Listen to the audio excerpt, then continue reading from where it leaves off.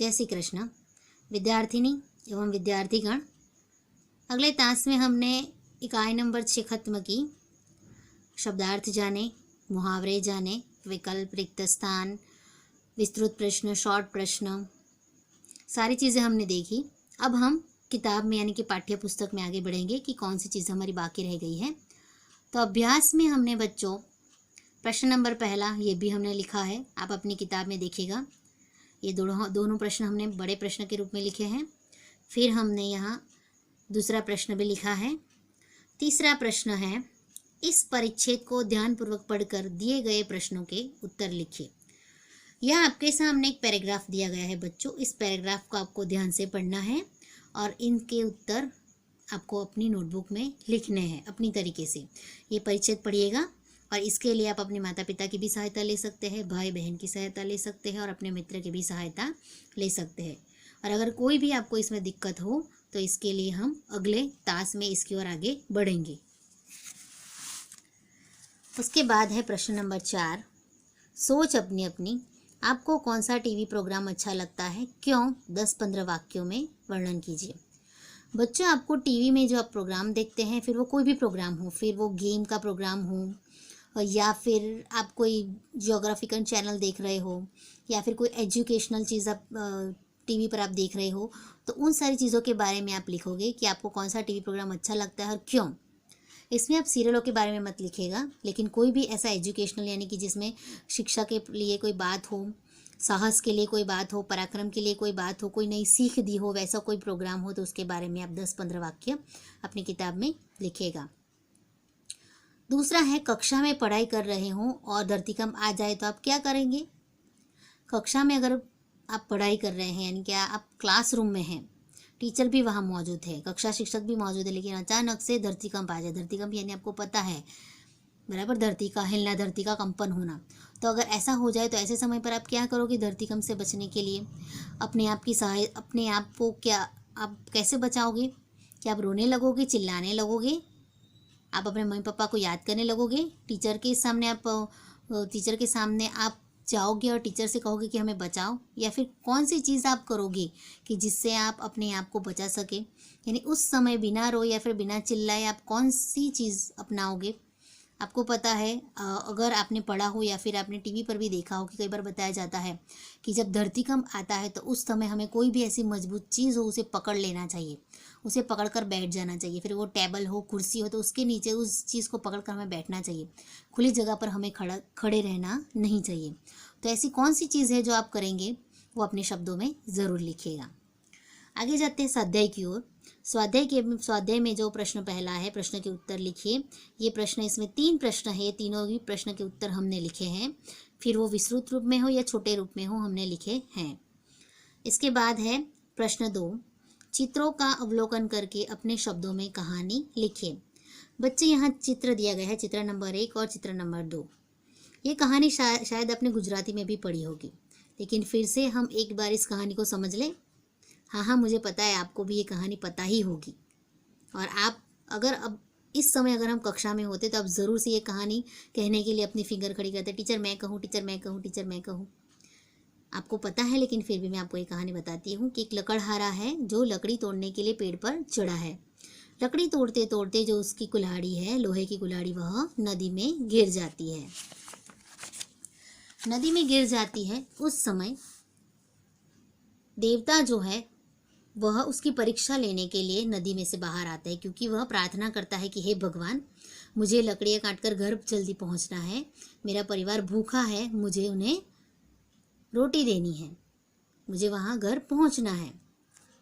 यह बात सुनकर देवता प्रसन्न होते हैं। देवता वहाँ आते हैं और देवता उसके लिए सोने और चांदी की कुल्हाड़ी लेकर आते हैं। पहले सोने की कुल्हाड़ी लेकर आते हैं, फिर चांदी की कुल्हाड़ी लेकर आते हैं। लेकिन जो लकड़हारा है वो बहुत ही नेक दिल है, इसीलिए वह कहता है, वो लालच नहीं करता, लेकिन वह कहता है कि मुझे मेरी सोने की कुल्हाड़ी नहीं चाहिए, ना कि मुझे चांदी की कुल्हाड़ी चाहिए। देवता जो है उसे बारंबार कहते हैं, लेकिन फिर भी जो लकड़हारा है वह नहीं कहता, मुझे मेरी लोहे की कुल्हाड़ी दो, उसी से मैं लकड़ी काटूंगा और उसी से मैं अपने घर का पालन पोषण करूंगा। यह देवता जो है, जो नदी में से निकले हैं, वो इस लकड़हारे पर, नेक दिल इंसान पर बहुत ही खुश हो जाते हैं और उसे तीनों कुल्हाड़ियाँ यानी कि सोने की, चांदी की और लोहे की तीनों कुल्हाड़ियाँ उसे दे देते हैं। मतलब ईमानदार लकड़हारा इस कहानी का शीर्षक यानी कि टाइटल आता है। और इसकी सीख भी हमें लेनी हो तो हमें अपने कार्य में हमेशा ईमानदारी रखनी चाहिए और हमारा कार्य हमें मेहनत से करना चाहिए। ये सीख हमें इसमें से मिलती है। आप अपनी तरीके से इस कहानी को भी लिख सकते हो बच्चों अपनी नोटबुक में। भाषा सज्जता की ओर जाएंगे। भाषा सज्जता की ओर जाने से पहले हम एक बात को समझ लें बच्चों, वो समझना हमारे लिए बहुत ही ज़रूरी है। वो है हमारे लिए संज्ञा। संज्ञा का मतलब क्या होता है बच्चों? नाम। संज्ञा का मतलब क्या होता है? नाम। किसी व्यक्ति, वस्तु या पदार्थ का नाम। जैसे हमारा नाम है तो हम भी संज्ञा में आते हैं, बराबर। संज्ञा। उसके बाद दूसरा जो है वह सर्वनाम।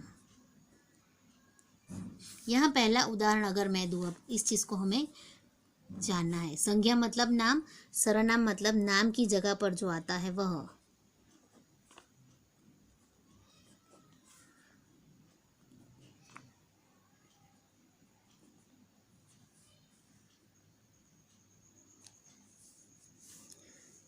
पहला वाक्य में लिखूँ तो मोहन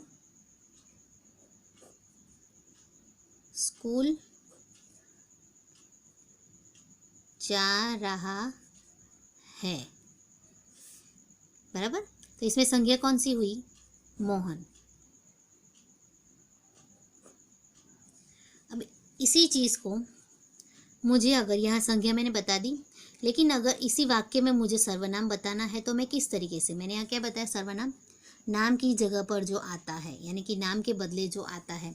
तो यहाँ मोहन को मुझे हटा देना है तो मैं किस तरीके से लिखूंगी? दूसरा वाक्य, मोहन वह स्कूल जा रहा है। समझे बच्चे? वह स्कूल जा रहा है। यहाँ मैंने मोहन नाम नहीं लिख लिया, यहाँ मैंने वह लिया, यानी मोहन की जगह पर मैंने वह शब्द का उपयोग किया। मोहन स्कूल जा रहा है, वह स्कूल जा रहा है, यानी कि नाम की जगह पर जो शब्द आता है उसे कहते हैं सर्वनाम, बराबर। संज्ञा और सर्वनाम के और जो इसके जो प्रकार हैं इन सारी चीज़ों को भी हम पढ़ेंगे, लेकिन पहले हम इसके तहत जो ग्रामर का दूसरा टॉपिक यानी जो दूसरा विषय है उस पर हमें आगे बढ़ना है। संज्ञा मतलब आपको पता चल गया है। संज्ञा यानी कि नाम, सर्वनाम यानी नाम की जगह पर जो शब्द आता है उसे सर्वनाम कहते हैं। मोहन स्कूल जा रहा है, मोहन संज्ञा। मोहन को अगर मैंने हटा दिया और सर्वनाम अगर दिखाना हो तो वह स्कूल जा रहा है, यानी वह सर्वनाम। आपको ये बात पता चल गई? अब हम अपने टॉपिक के ऊपर जाते हैं, यानी कि हमारा टॉपिक है आपकी भाषा सज्जता में, हमारा टॉपिक है व्याकरण विभाग। आपके पाठ्य पुस्तक में 42 नंबर के पन्ने पर देखिएगा बच्चों। व्याकरण विभाग में पहला है विशेषण। जो शब्द संज्ञा या सर्वनाम की विशेषता, गुण, संख्या, परिमाण आदि बताते हैं वे विशेषण कहलाते हैं। यानी कि जो भी शब्द संज्ञा यानी कि नाम, हमने देखा संज्ञा मतलब नाम, या सर्वनाम की विशेषता दिखाए, उसमें विशेषता में कौन सी चीज़ें और आ सकती है? उसमें उस संज्ञा या सर्वनाम के गुण भी हो सकते हैं, उस संज्ञा या सर्वनाम की संख्या भी हो सकती है, उस संज्ञा या सर्वनाम का परिमाण यानी मात्रा भी हो सकती है। वो जो दिखाते हैं उसे विशेषण कहते हैं। अब हम विशेषण के प्रकार जानेंगे। विशेषण के कितने प्रकार हैं? 4 प्रकार है। पहला प्रकार है गुणवाचक विशेषण। गुणवाचक विशेषण यानी कि हमारे अंदर जो गुण है वह, अच्छा लड़का, चतुर लड़की, यानी कि यहाँ अच्छा जो है वह गुण दिखाता है, चतुर जो है वह गुण दिखाता है। संख्यावाचक विशेषण, 2 लड़के 5 उंगलियां, यहाँ संख्या हमें दी गई है, 2 संख्या और 5 संख्या। उसके बाद है परिमाणवाचक विशेषण। परिमाण यानी जो मात्रा दिखाता है, बराबर। 2 लीटर दूध, यहाँ दूध तो है, हमें दूध तो पता चल गया, लेकिन दूध की मात्रा कितनी है? 2 लीटर। फिर यहाँ लिखा है मिठाई, तो मिठाई मतलब कितनी मिठाई? तो मिठाई मतलब 1 किलो मिठाई। यहाँ लिखा है शक्कर, शक्कर डाली थोड़ी, लेकिन थोड़ी भी कितनी? मात्रा है यहाँ। थोड़ी मतलब कितनी? 1 चम्मच, 2 चम्मच या 2.5 चम्मच, वो नहीं लिखा है, लेकिन मात्रा जरूर दी है। वो मात्रा क्या है? थोड़ी। उसके बाद है सार्वनामिक विशेषण, मतलब वह, आदमी या फिर ये आम। यहाँ सर्वनाम अब हमें पता चल गया। सर्वनाम मतलब क्या कि जो नाम की जगह पर आता है, मतलब यहाँ आदमी जो है ये तो नहीं आएगा सर्वनामिक विशेषण, मतलब क्या आएगा वह। और यहाँ क्या आएगा ये, यहाँ नाम नहीं, नाम की जगह पर शब्द दूसरा रखा गया है, इसीलिए यह सर्वनाम बनेगा। बराबर बच्चों, आपको ख्याल आ गया। संज्ञा नाम सर्वनाम नाम की जगह पर आता है। मोहन स्कूल जा रहा है, संज्ञा, संज्ञा के स्थान पर सर्वनाम, वह स्कूल जा रहा है।